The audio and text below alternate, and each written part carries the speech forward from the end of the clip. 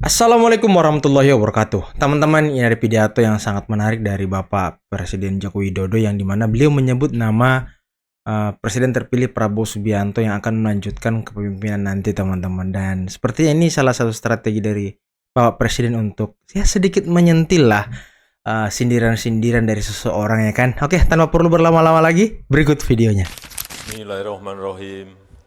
Assalamualaikum warahmatullahi wabarakatuh.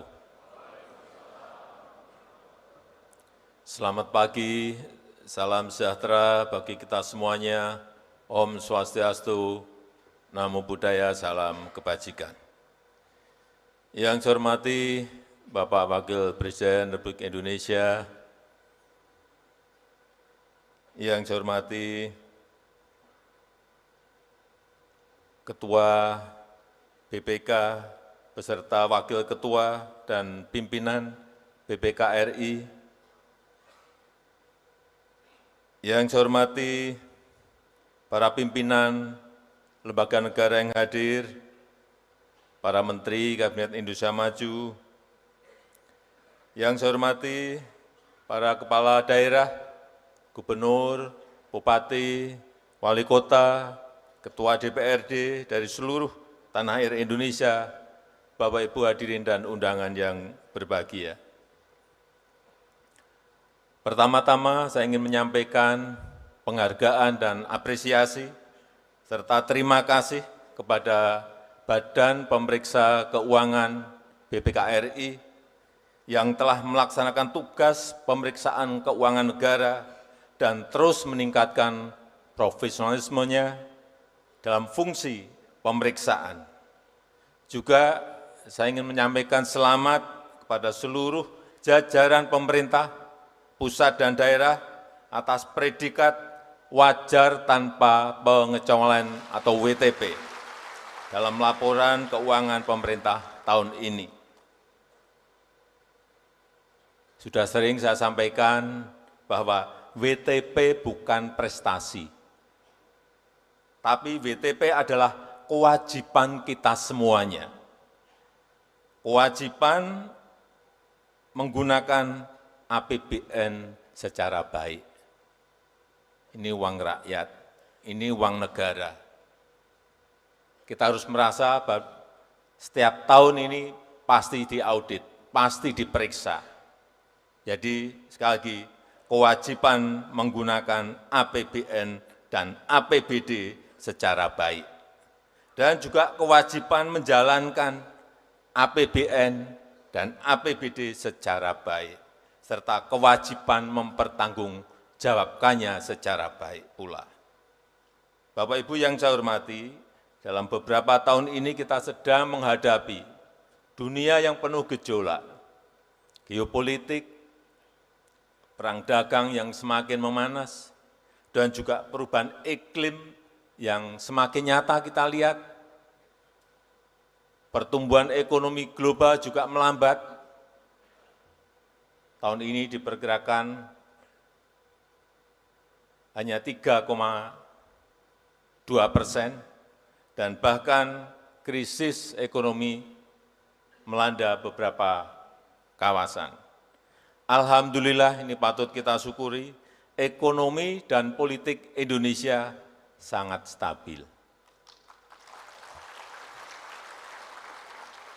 Ekonomi tetap tumbuh di atas 5%, kita tahu di kuartal pertama tahun ini tumbuh 5,11%, inflasi tetap terjaga, ini karena BI dan Kementerian Dalam Negeri setiap hari Senin selalu bertemu dengan para kepala daerah untuk menjaga inflasi di setiap daerah, dan juga pelaksanaan pemilu yang juga berjalan dengan baik. Ini semua adalah modal dasar kita dalam membangun negara ini. Namun untuk tumbuh lebih tinggi, untuk lebih kompetitif dengan negara-negara lain, kita harus lincah, cepat, dan taktis. harus mampu memanfaatkan peluang sekecil apapun, mampu memanfaatkan peluang yang sekarang ini sangat sempit. Oleh karena itu, akuntabilitas dan fleksibilitas harus dijalankan secara seimbang. Kita tidak boleh terbelenggu pada rumusan prosedur yang berorientasi pada proses. Kita harus lebih berani untuk lebih fokus kepada hasil. Fokus pada capaian yang dirasakan manfaatnya oleh rakyat. Fokus pada capaian yang membawa kemajuan negara ini. Walaupun kita tahu deregulasi sudah banyak dilakukan. Walaupun debirokratisasi juga sudah banyak dilakukan. Namun regulasi yang tidak sinkron masih kita temukan. Prosedur birokrasi yang rumit juga masih banyak di dalam praktek di lapangan.